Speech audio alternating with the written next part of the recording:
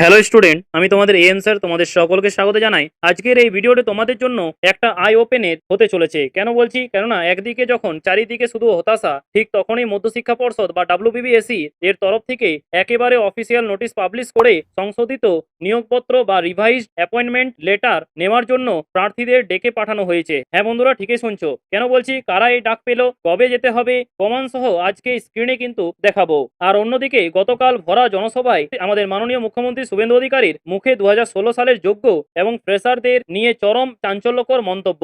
সব থেকে ভয়ের বিষয় হলো যে আগামী SLST 3-তে একাডেমিক স্কোরের যে ভয়ঙ্কর ব্লুপ্রিন্ট আসতে চলেছে তার ইঙ্গিত তিনি দিয়ে দিয়েছেন। পুরনো প্রার্থীরা কেন এই কথায় চরম দুশ্চিন্তায় ভুগছেন আর তোমাদের এখন ঠিক কি করণীয়? তো বন্ধুরা, এই সব প্রশ্নের আজকের এই ভিডিওটি কিন্তু হতে চলেছে।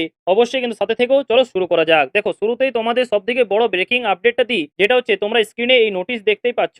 মধ্যশিক্ষা পর্ষদ গত 15 জুন 2026 তারিখে এই নোটিশটি জারি করেছে।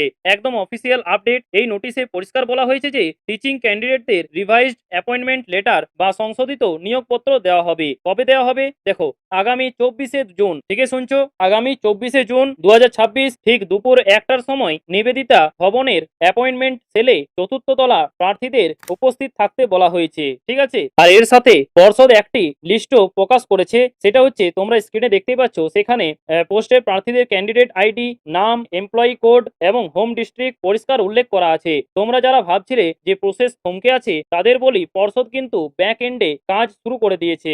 এখানে তোমাদের বলে রাখি, 3 জুলাই 2023-এ এর একটা পুরনো অর্ডার ছিল, যেখানে মেডিকেল ফিটনেস এবং ব্যাকগ্রাউন্ড ভেরিফিকেশনের ক্ষেত্রে কিছু ছাড় দেওয়া হয়েছিল। সেই ছাড় এখন আর থাকছে না। পর্ষদ সম্পূর্ণ স্বচ্ছতার সাথে কাজ করতে চাইছে। আর যারা এই লিস্টে আছো, ঠিক আছে, অর্থাৎ তোমরা তাদের 24 তারিখে যাওয়ার সময় অরিজিনাল এবং 1 কপি করে সেলফ অ্যাটেস্টেড জেরক্স সাথে নিয়ে যেতে হবে। কি কি ডকুমেন্টস লাগবে? দেখো, WBCSSC এর রেকমেন্ডেশন লেটার, DI এর অ্যাপ্রুভাল লেটার এবং বয়সের প্রমাণপত্র হিসেবে মাধ্যমিকের অ্যাডমিট বা বার্থ সার্টিফিকেট, আধার কার্ড বা ভোটার কার্ড আর 2 কপি পাসপোর্ট সাইজ ছবি। লিস্টটা ভালো করে মিলিয়ে ডকুমেন্টস গুলো আজই কিন্তু গুছিয়ে নাও। ঠিক আছে, চলো এবার আসি সেই খবরে, যেটা আমাদের শিক্ষকদের হোয়াটসঅ্যাপ গ্রুপে গত কয়েকদিন ধরেই ব্যাপক ঘোরাঘুরি করছে। স্কুল সার্ভিস কমিশন বা SSC থেকে বিভিন্ন স্কুলের হেডমাস্টার মশাইদের সরাসরি ফোন করে একাদশ দ্বাদশের ভ্যাকেন্সি বা শূন্য পদের একদম রিয়েল টাইম আপডেট নেওয়া হচ্ছে। কেন হঠাৎ এই তৎপরতা? কারণ এর আগের সরকার DI অফিস থেকে যে ভ্যাকেন্সি লিস্ট নিয়েছিল তাতে অনেক গোলমেল বা আর গলত ধরা পড়েছে, মানে বুঝতেই পারছো। আর তাছাড়া বর্তমান সরকার চাইছে না যে এই নিয়োগে এক ফোঁটাও কোনো খুঁত থাকুক। ঠিক আছে, সম্পূর্ণ স্বচ্ছতার সাথে যাতে কেউ আঙুল তুলতে না পারে, তার জন্যই কিন্তু স্কুলে এই রিভেরিফিকেশন চলছে।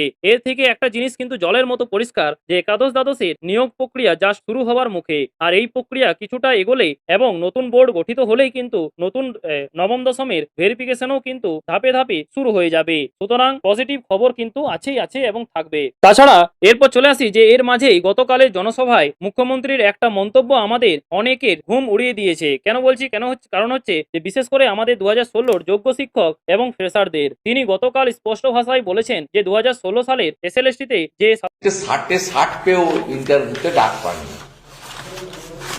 শিক্ষিত বেকার যুবক যুবতীদের সঙ্গে যে প্রতারণটা মমতা বন্দ্যোপাধ্যায় করেছেন, তার নেতৃত্বাধীন, তার পরিচালিত, তার অঙ্গুলি নির্দেশে SSC করেছে, এই ক্ষমার অযোগ্য অপরাধ। দফার মেগা দুর্নীতি হয়েছে, সেখানে OMR সিট কারচুপি তো একটা অংশ মাত্র।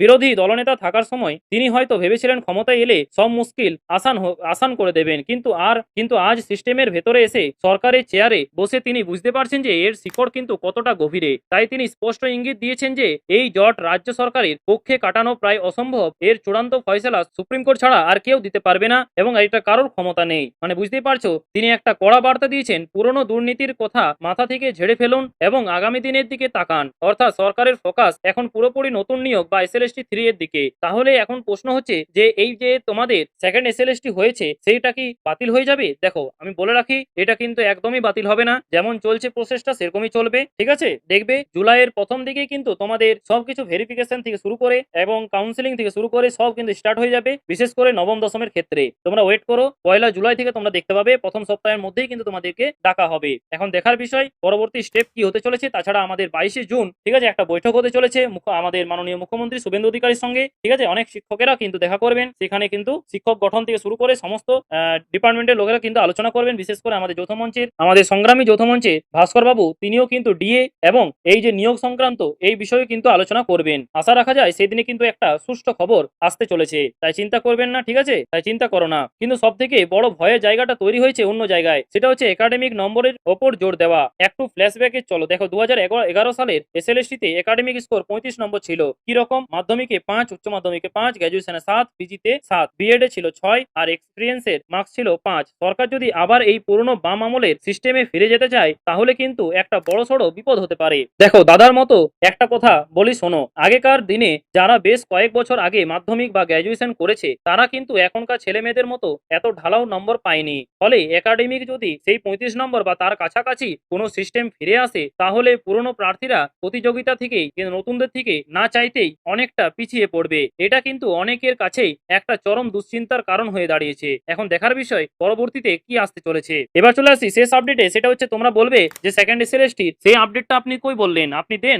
দেখো সেই আপডেটটা হচ্ছে যে 1 জুলাই থেকে এবং 22শে জুন একটা বৈঠক রয়েছে, সেই বিষয় এই নিয়ে কিন্তু একটা জোর কদমে আলোচনা চলবে। ঠিক আছে, এবং তোমাদের কাউন্সিলিং থেকে শুরু করে বাকি যে সাবজেক্টগুলো যে ডিভিতে ডাকা হবে সেটাও কিন্তু তোমাদের 1 জুলাই থেকে ডাকার সম্ভাবনা কিন্তু একটা প্রবল রয়েছে। আর যদি না হয় তাও কিন্তু এক সপ্তাহের মধ্যেই কিন্তু তোমাদের ডাকা হবে, তাই চিন্তার কোনো কারণ নেই। ঠিক আছে, একটু যারা ইন্টারভিউর জন্য প্রিপারেশন নিচ্ছ তারা ভালো করে প্রিপারেশন নাও, কেননা পরবর্তীকালে তোমাদের কিন্তু ডাকা হবে। তো বন্ধুরা ঠিক আছে, আজকে এই পর্যন্তই এবং আশা করছি আজকের এই আপডেটটা তোমাদের অনেকের উপকারে এসেছে, তাই না? যদি এসে থাকে তো অবশ্যই কিন্তু তোমাদের বন্ধুদের সাথে অবশ্যই শেয়ার করবে যাতে তারাও এই ইনফরমেশনটা পেয়ে উপকৃত হয়। ঠিক আছে, তো বন্ধুরা আজকে এই পর্যন্তই, দেখা হচ্ছে পরের ভিডিওতে নতুন কোনো আপডেট নিয়ে। থ্যাংক ইউ, পাশে থেকো, সুস্থ থেকো। আর কিছু প্রশ্ন থাকলে অবশ্যই কমেন্টে জানাও, আমি সেটা যথাযথ পড়ে রিপ্লাই দেওয়ার চেষ্টা করব।